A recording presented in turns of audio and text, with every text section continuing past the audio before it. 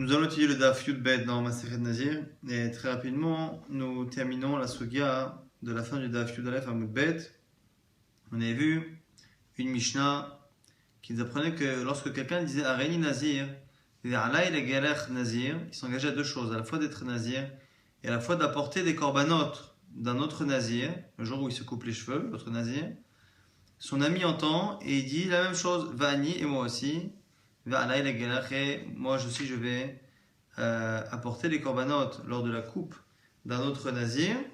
Et là-dessus on avait vu que le deuxième était engagé comme lui, les deux devaient être nazir et devaient apporter des korbanot pour un nazir qui se coupe les cheveux. Et par rapport à cela, la Gemara avait posé la question, que se passe-t-il s'il n'a dit que ve'alai, va'ani, et moi aussi? Est-ce que et moi aussi ça inclut les deux engagements ou non? Et on avait justement une discussion par rapport à cela.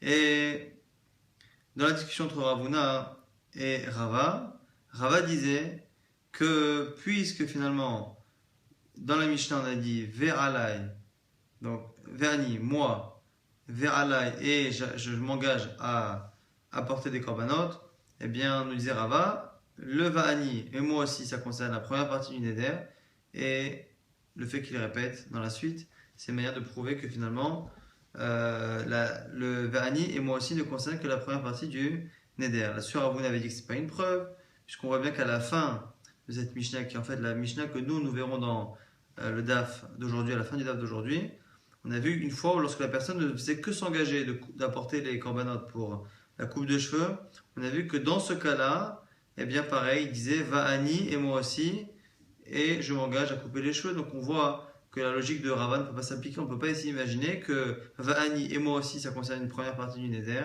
et Alay les galères, et que je m'engage à couper les cheveux, à porter les korbanot, ça parle d'une autre partie du Neder, puisqu'il n'y a qu'un seul engagement. Donc du coup nous dit Ravuna, puisque à la fin tu vois bien que ça ne marche pas, au début non plus, et l'argument final de Rava est de dire que non. Autant à la fin on peut comprendre, mais dans le premier cas de la Mishnah, on ne peut pas imaginer que dans les deux cas, Va'ani et moi aussi soit inutile. Parce que finalement, selon Ravuna, Va'ani et moi aussi, et après dire Va'ala et la guerre, je m'engage à, c'est inutile parce que finalement, l'un comprend l'autre. Alors que selon ce qu'a dit Rava, dans le premier cas, Va'ani et moi aussi, eh bien, ça ne concerne que la première partie du Neder. Et après, Va'ala et la guerre, je m'engage à couper les cheveux, c'est sur la seconde partie.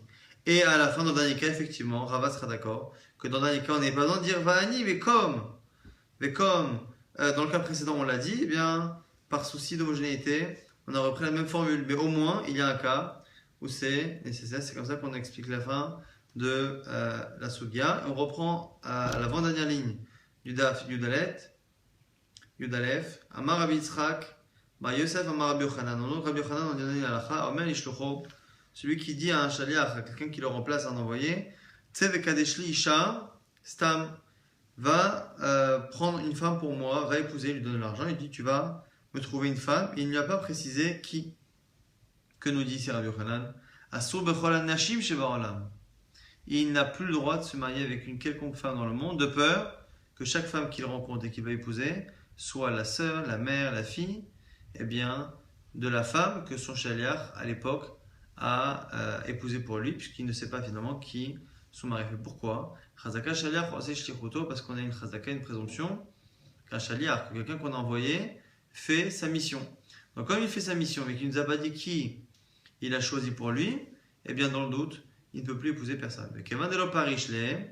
Et puisque personne n'est sorti à l'oyada, et puisqu'il n'a pas expliqué Mechila, de l'oparishle, il n'a pas expliqué à l'oyada, Heni Okadish, il ne sait pas qui il lui a marié. Ça, c'est la lacha de Rabbi Yochanan, sur laquelle objecte Resh Lakish. Resh Lakish et Tiver Resh Lakish, le Rabbi Yochanan. Il objecte avec une Mishnah là-bas dans Kinin, Kan Stuma, Shepacha Gozal Echad Mehem la Avir Olam.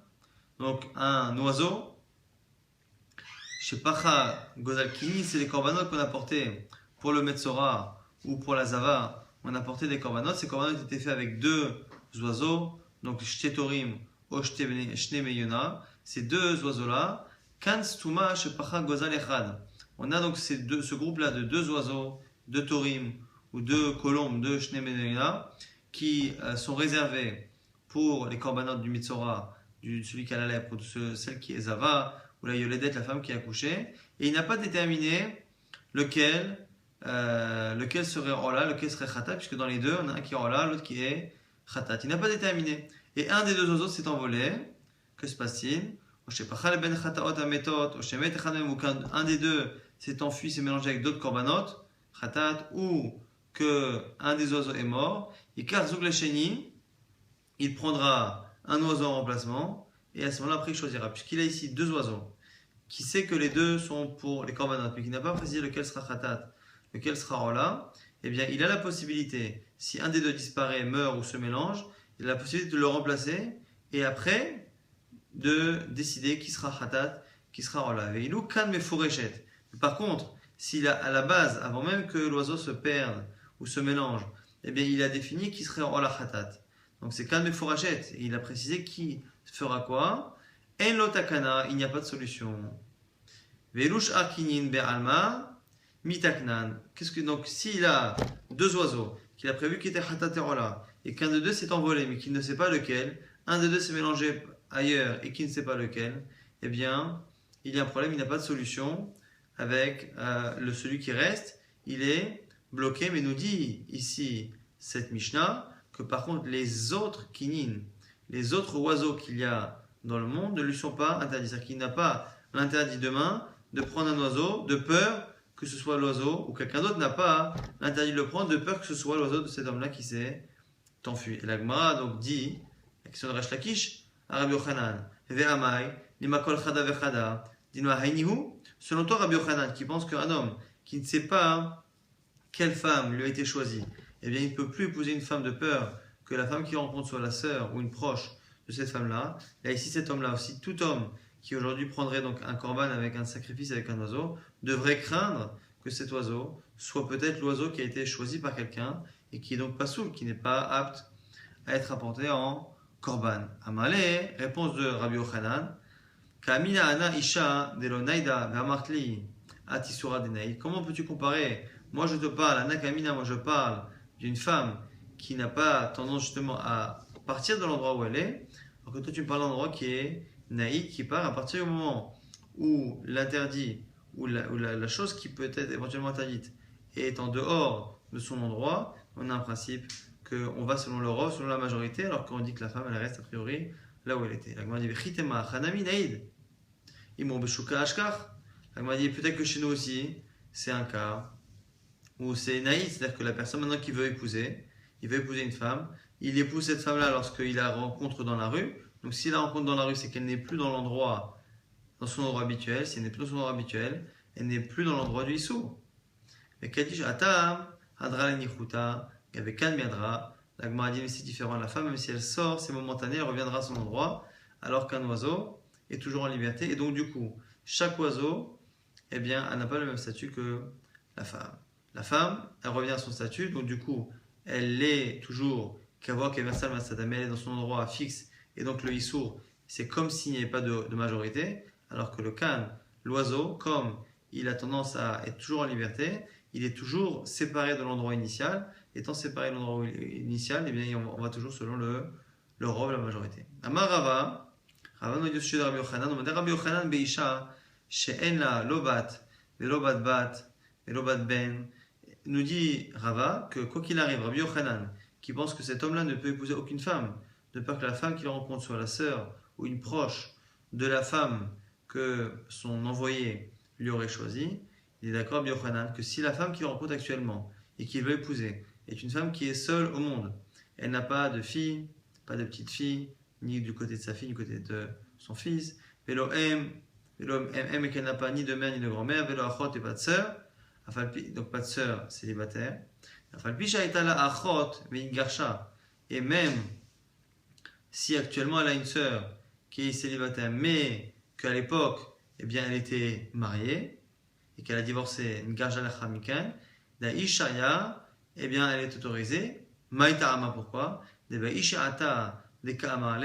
Puisqu'au moment où il a dit à son shaliach, à son envoyé, trouve-moi une femme, Avan Isiban, les Gavré, elle était mariée. Donc finalement, ce que nous dit ici, c'est que si la femme qu'il épouse actuellement, eh bien, n'a pas ni de fille, ni de petite fille, ni de mère, ni de grand-mère, et qu'elle n'a pas de sœur célibataire, en tout cas au moment où on fait où il nomme un chaliar, eh bien, on ne craint pas, il n'y a pas lieu de craindre que la femme qu'il épouse actuellement soit une proche de cette personne-là. Ah, et est-ce qu'on ne craint pas que le chaliar l'ait choisi après qu'elle ait divorcé? Au moment où il a été nommé chaliar, elle était mariée, peut-être qu'après elle a divorcé. Et donc il a pu la trouver, la Gemara nous dit quoi? Non, pourquoi? Parce que lorsque on nomme un chaliar, ce que nous dit c'est la Gemara, qui m'a achevé chaliar, bemita de kaime kame, bemita de lo kaime kaime, lo machevé chaliar. On nomme quelqu'un par rapport à une mission qui est existante à ce moment-là. Donc lorsque la personne a dit je veux que tu me trouves une femme, eh bien la mission ne pouvait fonctionner que par rapport à une femme qui au moment où la mission a été dictée, qu'une femme qui à ce moment-là était possiblement mariable. Si la personne était mariée, ça ne marche pas. Là-dessus, la Gemara justement va rapporter notre Mishnah. Tanan, on avait une Mishnah, Arei Nazir, voilà la Gelach Nazir. Celui qui s'engage à être Nazir et en plus à apporter les sacrifices d'un Nazir lorsqu'il se coupe les cheveux. On avait dit quoi? Veshama Havero, et son ami entend, Amar, Va'ani, Ve'ala le Gelach Nazir. Il dit, et moi aussi, et j'apporterai les corbanotes aussi pour la tiglacha du Nazir. S'ils sont intelligents, chacun apportera les corbanotes de l'autre. C'est-à-dire qu'on a ici deux personnes. La première qui a dit je suis Nazir et je m'engage à apporter les corbanotes pour un autre Nazir lorsqu'il va se couper les cheveux. L'autre dit la même chose. Nous dit la Mishnah, s'ils sont intelligents, pour éviter d'apporter à la fois les sacrifices pour l'autre, comme ils sont engagés, et à la fois d'apporter les sacrifices pour eux-mêmes, eh bien ils vont chacun apporter le sacrifice de l'autre. Et comme ça, chacun va au moins faire l'économie d'un sacrifice sur deux. Les Irim ici ne sont pas intelligents, mais ils ont qu'à apporter leur propre korbanot et en même temps ceux des autres. Elle m'a dit autant le deuxième, on peut comprendre, puisqu'au moment où il a dit je m'engage à apporter les korbanot d'un nazir, eh bien le deuxième, comme il parle et que le premier est déjà nazir, eh bien au moment où il parle, le nazir est déjà existant. Et là, Kadma'a, mais le premier, Mika Batra Akame, lorsque le premier parle, le deuxième n'est pas encore nazir, le premier dit je suis nazir, et je m'engage à apporter les sacrifices de fin de cycle d'un nazir. Or, le deuxième nazir n'existe pas encore. Et selon ce qu'on vient de dire à l'instant, eh bien, il ne peut pas normalement s'engager ici à partir du moment où le premier statut n'est pas existant. Et là, Arikama. Imishkachna. Davanazir, Agalche. Donc on est obligé de corriger et de dire que c'est pas qu'il s'engage tout de suite à couper, à porter les corbanotes d'un nazir qui est un nazir actuellement, c'est si je trouve un jour un nazir, eh bien je lui apporterai ses sacrifices. Donc on va dire alors pareil chez nous, Achanami, Achikamale, Imishkachadevega, Shakadishli, peut-être que lorsque la personne a nommé quelqu'un pour lui trouver une femme, il lui dit écoute, trouve-moi une femme qui est disponible actuellement ou qui sera disponible au moment où tu la rencontreras, même si elle est mariée maintenant mais qu'elle sera divorcée. Au moment où tu la rencontres, c'est pareil. Amre, l'omashvi ini shaliach, et là, bemilta de matzia avid ashta. La Gemara dit non. La shlichut, le fait de nommer quelqu'un, on ne nomme quelqu'un. La shlichut ne marche que par rapport à une mission qui est faisable au moment où la personne donne l'ordre, donne la mission à son envoyé. Bemilta de l'omatzia avid ashta, ce que l'autre ne peut pas faire maintenant, l'omashvi, eh bien, il ne peut pas le missionner. La Gemara dit vélo. Est-ce que c'est possible de dire ça? Tashma vient apprendre d'une Mishnah qu'on a vue il n'y a pas très longtemps dans la Masechet Nedarim. Romain l'apotropos shelo, celui qui va partir en voyage et qui nomme quelqu'un pour s'occuper de ses biens et entre autres de nourrir sa femme et il lui dit Kol Nedarim shedidor ishti, tous les vœux que ma femme va prononcer, mikan ve'at shavo mimakomplon jusqu'à ce que je revienne de voyage et faire là, je veux que tu les annules. Le mari a la possibilité d'annuler dans les 24 heures qui suivent l'écoute d'un engagement a la possibilité d'annuler le nida de sa femme, comme on l'a vu très récemment dans Masechet Nedarim. Et ici, le mari veut nommer quelqu'un pour annuler ses vœux à sa place pendant la période où il ne sera pas là. VFR là, et donc à ce moment-là, l'apotropos annule les vœux. Là, le Mishnah nous dit quoi à ce moment-là? Est-ce que ça marche? La Torah a dit Isha hikimenu ve Isha heferenu. Torah, elle a dit c'est le mari qui confirme.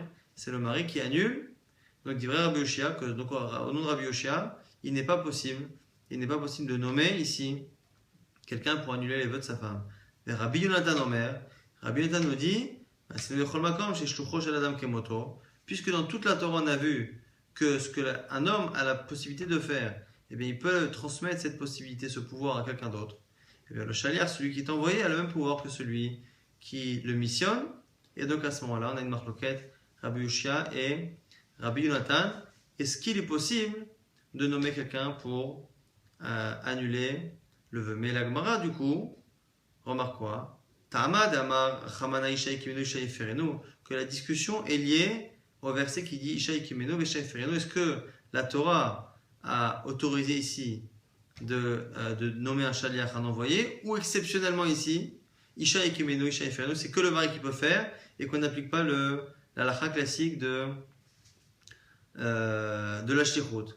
Halavachim, on dirait que le sens là, apotropos méfait, on a l'impression que l'apotropos, il aurait pu annuler, Velou Gabéidé, et pourtant, ici, on est dans un vœu qui est en avance, puisqu'on voit ici que la personne a dit à celui qui le missionne, il lui dit, écoute, voilà, je vais partir, et lorsque je serai en voyage, tous les vœux que ma femme va prononcer, je veux que tu les annules. Donc au moment où il parle, lui-même ne peut pas les annuler, puisqu'on voit Gabéidé, c'est une braïta, Tanya Omer et Ishtok Konedarim chez Tidor.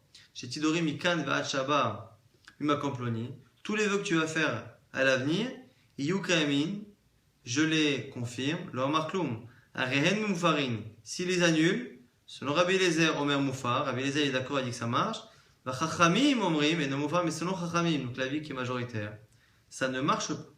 Donc finalement, selon au moins Chachamim, Rabbi Eliezer on le met de côté pour l'instant, mais selon Chachamim, un homme ne peut pas annuler les vœux de sa femme en avance. Comme il ne peut pas annuler les vœux de sa femme en avance. Et on voit pourtant que lorsque l'on imagine que le mari nomme quelqu'un pour le faire à l'avenir, on voit que bien qu'il ne soit pas capable, en tout cas selon Chachamim, qu'il ne soit pas capable actuellement d'annuler les vœux de sa femme, il peut missionner quelqu'un pour le faire à l'avenir. De là on voit que l'on peut missionner quelqu'un pour une mission qui actuellement au moment où l'on prononce n'est pas faisable, donc ça contredit exactement ce que la Gemara a dit précédemment, qu'un homme ne peut pas nommer quelqu'un pour faire une mission qui au moment où elle est prononcée, elle est dictée, eh bien n'est pas faisable. Or ici on voit qu'un homme ne peut pas annuler les vœux de sa femme en avance, mais il peut nommer quelqu'un et que ce quelqu'un le fasse à l'avenir, bien qu'au moment où il lui dicte la mission, cette chose-là n'est pas faisable. La Gemara dit quoi? Kasakadata Kama Rabbi Yoshia Libade Rabanan. La Gemara dit, toi tu crois que Rabbi Yoshia qui a dit que la seule raison pour laquelle ça ne marche pas, parce que la Torah l'a dit chez Kimenu, tu pensais parce qu'il pense comme Rabbanan, que quoi? Qu'un homme ne peut pas annuler les vœux en avance. N'aimerait le Matsim Meifet. Apotopos avait Meifet, donc tu as déduit que si ce n'était le passage qui disait que c'est que le mari qui fait, sous-entendu que de manière générale, l'envoyé aurait pu le faire. Mais qui te dit qu'il ne pense pas comme Rabbi Eliezer?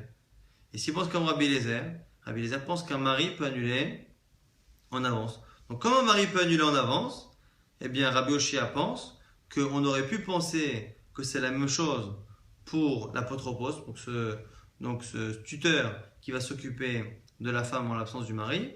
On aurait pu penser que ça marche, si ce n'est le verset qui a dit Ishaï Kimeno, Vesha, Ifereno. La Gemara dit Iachi, la Melishouye Shaliach, l'Iferla. La Gemara dit s'il peut annuler en avance, pourquoi il ne le fait pas lui-même et qu'il nomme le Shaliach? La Gemara dit Yuka Sava, Dilma, Mishtalina, O Ratrana, O Matrina. On a vu ça aussi dans Maseret Nedarim. C'est la personne qui a peur de ne pas avoir le temps, la tête, la possibilité de le faire, donc elle préfère nommer un Shaliach. Quoi qu'il arrive, on voit ici finalement que l'on reste sur notre logique qui dit finalement que lorsqu'une personne nomme quelqu'un pour faire une mission, il ne peut pas le nommer pour faire une mission qui au moment où elle est prononcée n'est pas faisable. Il ne peut pas lui dire voilà, quand tu auras la possibilité ou quand la situation sera possible, tu feras ça. Non, il faut qu'au moment où il le nomme, ce soit déjà faisable. C'est la raison pour laquelle eh bien, il ne peut pas lui demander d'épouser une femme si au moment où cette femme-là et au moment où il parle, la femme est mariée. Donc c'est la raison pour laquelle on ne peut pas nommer quelqu'un pour une mission qui actuellement n'est pas faisable. On a vu au passage, on a revu le marloquet qu'on avait vu dans Masechet Nedarim. Est-ce qu'un mari peut annuler les vœux de sa femme en avance ou pas? Est-ce qu'il peut nommer un chaliar de manière générale ou pas pour annuler? C'est lié à la Gzat HaKatuv. Est-ce que la shtichut, le fait de nommer quelqu'un pour annuler un vœu, marche comme dans toute la halachot de la Torah quasiment? Ou est-ce que dans Nedarim, il y a une Gzerat HaKatuv, une volonté de la Torah de ne faire annuler les vœux exclusivement que par le mari? Nouvelle Mishnah. Quelqu'un s'engage à couper entre guillemets les cheveux de la moitié d'un nazir, c'est-à-dire d'apporter la moitié des sacrifices qu'apporte un nazir. Un nazir, à la fin de sa naziroute, doit se couper les cheveux et apporter des sacrifices. Eh bien, la personne s'engage à apporter la moitié des sacrifices d'un nazir. Veshama Havero, son ami, entend. Et Amar, il dit quoi? Va Ani, et moi aussi. Je m'engage aussi à couper les cheveux de la moitié d'un nazir, ce qui veut dire ici apporter la moitié des sacrifices. Que nous dit la Mishnah? Ze megalach nazir shalem, ze megalach nazir shalem, dirait Rabbi Meir. Selon Rabbi Meir, il n'y a pas de naziroute à moitié. On ne peut pas être nazir à moitié, on a vu qu'on ne peut pas prendre qu'une partie de la naziroute. Et donc du coup, la personne apportera tous les sacrifices. Les deux personnes apporteront tous les sacrifices qui sont liés à la tiglachat, à la coupe de cheveux du nazir. Chachamim omrim, Chachamim ne sont pas d'accord. Et disent ze megalach chatzi nazir. Les Zemegalach Hatzinazé, il est possible qu'ils apportent chacun la moitié des sacrifices. La Gemara justement va expliquer quel est le sujet de la discussion. Rava commence par nous parler de deux cas extrêmes sur lesquels il n'y a pas de discussion pour pouvoir nous expliquer que c'est dans le cas justement intermédiaire qu'il y a une discussion et que ce cas intermédiaire, on ne sait pas à quelle extrémité eh bien, on a envie de le faire appartenir. Marava. Hakol modim kol echad ama chatzi korbanon nazir. Alay, Khatsi Korban Maïté. Tout le monde est d'accord, que ce soit Rabbi Meir, soit Chachamim, que si la personne a dit Khatsi Korbanot Nazir Alay, je m'engage à apporter la moitié des sacrifices d'un Nazir. Ici c'est clair. Il s'est engagé à apporter la moitié des sacrifices, comme il a vraiment montré que la moitié ici s'accordait au nombre, la moitié du nombre des Korbanot, la moitié du nombre des sacrifices. Tout le monde est d'accord que ici il n'apporte que la moitié. Par contre, Korbanot, Khatsi Nazir. Tout le monde est d'accord aussi que s'il dit j'apporte les sacrifices de celui qui est à moitié Nazir, eh bien, ça ne marche pas. Pourquoi? Koulé Korban Ma'e, Aïtou, il doit apporter tout. Pourquoi? Parce que il n'est pas possible qu'il n'y a pas de Nézirut à moitié. Maïta Ama, alors Nézirut n'est pas le cas, parce qu'on sait très bien que la Nézirut n'existe pas en partie.